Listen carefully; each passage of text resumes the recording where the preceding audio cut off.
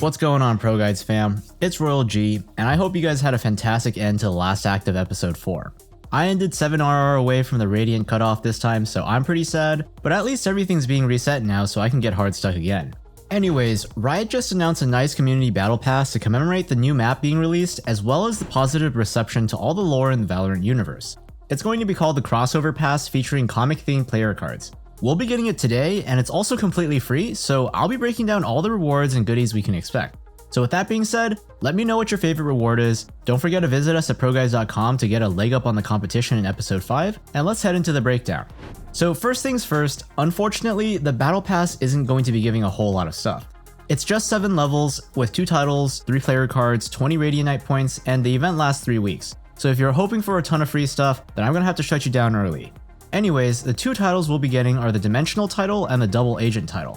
Personally, I've never really looked at titles too much, so I'm not too excited about them or anything, but what I am excited about is the comic-themed player cards, because I'm a big fan of the comic book aesthetics. The first one will be the Legion player card. This player card looks super sick, featuring a solid 3 controller and 2 Sentinel team comp that's probably going to lose whatever rank game they're in. Also, Brimstone looks a bit like Rambo, so it's pretty hype. The second player card we've got here is the Shadow Walker player card, featuring Omen looking like an absolute beast. Honestly, if this was part of the Unstoppable series, I wouldn't bat an eye. Omen looks like he's about to send you to the Shadow Realm and take your RR. So if you're an Omen main, this card is a solid pickup. Finally, for the third player card, we've got the Friendly Fire player card featuring Killjoy and Raze fighting against Tentacle Terrors? Okay, not something I would personally use, but hey, I'm sure someone out there is into that kind of stuff. Not gonna judge or anything, but I have to say it like it is. If you put this player card on, you're low-key sus. Not judging though, you do you.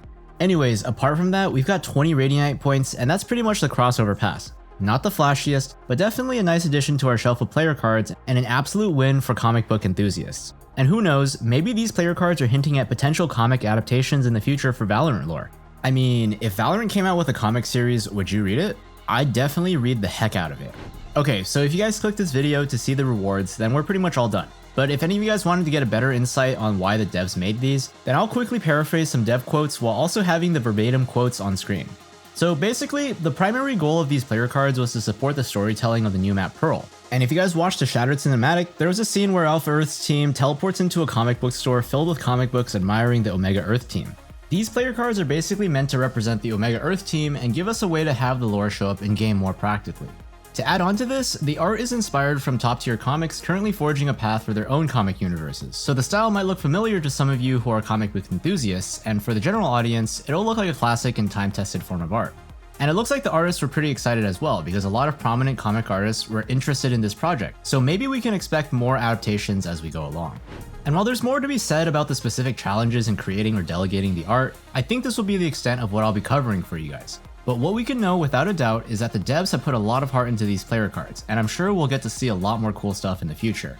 With that being said, it's been Royal G, good luck on the grind this episode, and I'll see you all next time.